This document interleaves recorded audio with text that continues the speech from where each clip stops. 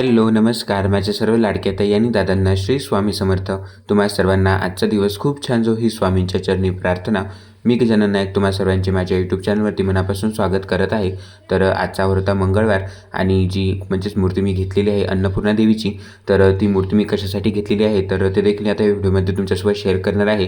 आणि जे अन्नपूर्णा देवीचं जे व्रत आहे तर ते सध्या आता माझं चालू आहे. त्यामुळे जी अन्नपूर्णा देवीची मूर्ती होती तर ती मी खरेदी केली होती. पुढे तुम्हाला पूजेची मांडणी दिसेलच. तर आज मंगळवार देखील होता त्यामुळे जो मंगल कलश होता तर त्याचं देखील मला पाणी चेंज करायचं होतं. आणि जो नारळ होता तर तुम्ही बघत असाल तर बरेच दिवस झाले माझा एकच नारळ आहे. म्हणजेच जोपर्यंत आपला नारळ खराब होत नाही तोपर्यंत आपण म्हणजेच तो चेंज करायचा नाही आहे नारळ. आणि जर तुम्हाला शक्य असेल तर तुम्ही चेंज देखील करू शकता. नाहीतर कोणी म्हणजेच त्याला कोंब येईपर्यंत देखील आपण आपल्या देवघरामध्ये नारळ ठेवू शकतो. जसं तुम्हाला शक्य होईल तर तसं तुम्ही ते करू शकता. तर जो मंगल कलश आहे तर हा आपण मंगळवारी किंवा शुक्रवारी किंवा पौर्णिमेला आपण चेंज करू शकतो. त्यामुळे आज होता मंगळवार आणि जो मंगल कलश होता तर तो आज मला चेंज करायचा होता. म्हणजेच जो तांब्या होता तर तो देखील म्हणजे क्लीन करायचा राहिला होता. त्यामुळे तो देखील मी क्लीन करून घेतला. मंगल कलशाची स्थापना एकदम साध्य आणि सोपी आहे. म्हणजेच जास्त काही आपल्याला वेळ लागत नाही मंगल कलशाची स्थापना करण्यासाठी. फक्त म्हणजेच खालती एका प्लेटमध्ये आपल्याला तांदूळ घ्यायचे आहेत. त्या तांदळाची थोडेसे हळदी कुंकू टाकून घ्यायचं.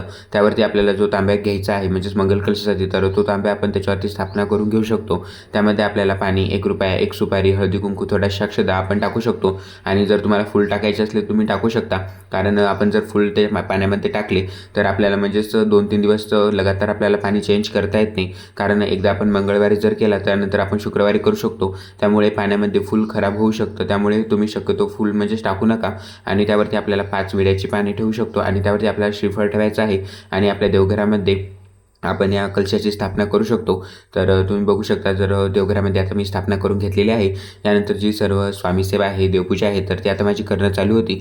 आणि तुम्ही बघत असाल तर आता बरेचसे जे देवांच्या मूर्त्या आहेत तर त्या आता म्हणजेच माझ्या देवघरामध्ये तुम्हाला दिसत असतील.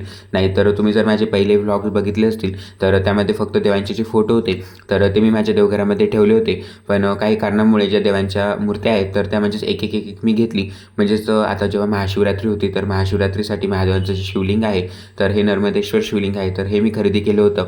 तेव्हा म्हणजेच आता पौर्णिमा आहे तर पौर्णिमेला म्हणजेच मी आता सत्यनारायण करत आहे. त्यामुळे जी बाळकृष्णाची मूर्ती आहे तर ही खास करून मी पौर्णिमेसाठीच खरेदी केली होती. आणि जी अन्नपूर्णा देवीची मूर्ती आहे तर ही देखील आता मंगळवार म्हणजेच माझे चालू आहेत उपवास मंगळवारचे.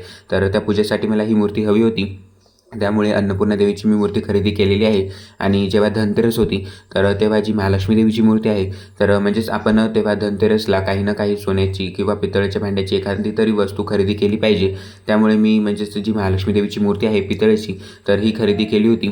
आणि स्वामींची मूर्ती तर मला बरेच दिवस झाले घ्यायची होती. तर स्वामींची मूर्ती मी अगोदरच म्हणजे जेव्हा गुरुपौर्णिमा होती तर तेव्हाच मी घेतली होती. आणि जी गणपती बाप्पांची मूर्ती आहे तर सुरुवातीला म्हणजेच जेव्हा मी इथे नवीन आलो होतो आणि माझी जी पहिली पेमेंट झाली होती तर त्या पेमेंटमधून जी गणपती बाप्पांची मूर्ती आहे तर ती मी खरेदी केली होती. म्हणजेच हळूहळू अशा देवांच्या मूर्त्या म्हणजेच माझ्या देवघरामध्ये आता झालेल्या आहेत. आणि दररोज त्यांची नित्यसेवा देखील मी करत असतो छान प्रकारे. म्हणजेच मला जसं जमेल तर तशी मी त्यांची सेवा करण्याचा प्रयत्न करत असतो. आणि जे महादेवांचं शिवलिंग आहे तर यावरती देखील म्हणजेच जे अष्टगंध असतं आपल्याकडे तर त्याने आपण याच्यावरती म्हणजे छान प्रकारे त्यांना सजवू शकतो. त्याचबरोबर ह्या ज्या माळा आहेत तर ह्या देखील मी कालच्या व्हिडिओमध्ये तुमच्यासोबत शेअर केलेल्या आहेत की आपण जेव्हा देवांना अशा प्रकारे जेव्हा माळा परिधान करतो तर आपले देव देखील दिसायला खूप छान दिसतात. आणि आपले देवघर देखील दिसायला अजून खूप छान पटीने उठून दिसतं. त्याचबरोबर जे म्हणजेच फोटो तुम्ही बघत आहात मागच्या साईडला म्हणजेच जो महाराजांचा फोटो आहे तर तो देखील मी दररोज म्हणजे क्लीन करून ठेवून देत असतो. त्याचबरोबर बाकीचे जे फोटो आहेत तर ते देखील मी तशाच प्रकारे क्लीन करून ठेवत असतो. आणि महाराजांसाठी तुम्ही बघत असाल तर महाराजांसाठी देखील मी खास करून अशा प्रकारचे मुकुट तयार केले होते. आणि मुकुटाचा व्हिडिओ मी लवकरच तुमच्यासोबत शेअर करेल. कारण मला सध्या करणं जमलं नाही त्यामुळे म्हणजेच मला व्हिडिओ करता आला नाही. नक्कीच मी आवर्जून तुमच्यासाठी एक व्हिडिओ नक्की शेअर करेल जेणेकरून तुम्ही देखील तशा प्रकारे मुकुट तयार करू शकता. आणि जे बाळकृष्ण आहेत तर बाळकृष्णाचे जे वस्त्र होते तर हे मी बाळकृष्णासाठीच खरेदी केले होते. त्याचबरोबर त्यांचे जे मुकुट होते तर हे मी स्वतः बनवलेले आहे. सुरुवातीला सर्व जी स्वामी सेवा आहे तर ती मी करून घेतली. म्हणजेच आपली जी देवपूजा असते डेलीची तर ती मी करून घेतली. सर्व देवांना मी फुलं अर्पण केली. यानंतर पूजेच्या मांडणीसाठी मी सुरुवात केली. कारण जेव्हाही आपण कोणतीही पूजा मांडणी करतो तर सुरुवातीला आपल्याला जिथे पूजा मांडायची आहे तर ती जागा आपल्याला स्वच्छ पुसून घ्यायची आहे. तर तुम्ही बघत असाल तर माझ्या देवघरासमोरच थोडीशी अशी जागा आहे. तिथे जो माझ्याकडे छोटा चौरंग होता तर तो मी इथे पूजेमध्ये ठेवला आहे. आणि मोठी जेव्हा पूजा असते तर आता मोठ्या पूजेसाठी देखील मी आता नवीन एक चौरंग आणलेला आहे. तर पौर्णिमेच्या व्हिडिओमध्ये तुम्हाला तुम्हाला तो दिसेलच की म्हणजेच मी कोणत्या साईजचा चौरंग घेतला होता. कारण तुम्हाला माहिती असेल तर मी बाहेरगावी राहतो, त्यामुळे जास्त काही पूजेचं साहित्य मी सोबत आणलेलं नाही आहे. पण आपल्याला म्हणजेच लागतं ते पूजेमध्ये जो मोठा चौरंग असतो, तर तो आपल्याला कोणत्याही पूजेमध्ये आपण त्याचा यूज करू शकतो आणि आपल्याला युजफुल ठरतो. त्यामुळे तो चौरंग जो आहे तर तो मी आता खरेदी केला होता. पुढच्या महिन्यामध्ये 3 तारखेला पुजी पौर्णिमा येणार आहे, तर तेव्हा देखील मी सत्यनारायण करणार आहे. तर त्या व्हिडिओमध्ये तुम्हाला तो चौरंग दिसेलच. आणि मागच्या पौर्णिमेचा सत्यनारायणाचा व्हिडिओ मी तुमच्यासोबत शेअर केलेला आहे. जर तुम्हाला सत्यनारायण करायचं असेल किंवा तुम्हाला माहिती नसेल की आपण सत्यनारायणाची पूजा मांडणी कशाप्रकारे करावी, तर संपूर्ण व्हिडिओ आपल्या यूट्यूब चॅनलवरती मी अपलोड केलेला आहे. जर तुम्ही तो व्हिडिओ बघितला नसेल तर नक्की आवर्जून बघा, जेणेकरून तुम्ही देखील अशा प्रकारे सत्यनारायण करू शकता. तर तो चौरंग मी तुम्हाला त्याच व्हिडिओमध्ये शेअर करेल की मी तो चौरंग कुठून घेतला किंवा किती किमतीमध्ये घेतला आणि कशाप्रकारे आपण चौरंग घेतला पाहिजे. तर सुरुवातीला जी पूजा होती तर ती जागा मी स्वच्छ करून घेतली. त्यावरती मी पहिल्यांदा स्वास्तिक काढून घेतलं, कारण जेव्हाही आपण कोणत्याही पूजेची मांडणी करतो तर तेव्हा आपल्याला खालती स्वास्तिक काढून घ्यायचं रांगोळीने, किंवा आपण पिठाच्या मदतीने देखील स्वास्तिक काढू शकतो. त्यावरती आपल्याला हळदी कुंकू टाकून घ्यायचा आणि त्यावरती जो चौरंग किंवा पाट तुम्ही ठेवणार असाल पूजेमध्ये तर तो तुम्ही ठेवू शकता. तर इथे बघत असाल तर माझ्याकडे जो छोटा चौरंग होता तर तो मी इथे ठेवलेला आहे. त्यावरती लाल कलरचा जे वस्त्र होते तर ते मी अंथरून घेतलं आहे. पूजेमध्ये जास्तीत जास्त लाल कलरचाच आपल्याला यूज करायचा आहे, त्यामुळे म्हणजे जी फुलं होती तर ते देखील मी लालच यूज केलेली आहेत. दुसरी गुलाबाची म्हणजे जी गुलाबी फुलं असतात तर ती मी इथे यूज केलेली नाही आहेत. तुम्ही बघू शकता. तर सुरुवातीला जी अन्नपूर्णा देवीची मूर्ती होती तर तिचा मी छान प्रकारे अभिषेक करून घेतला.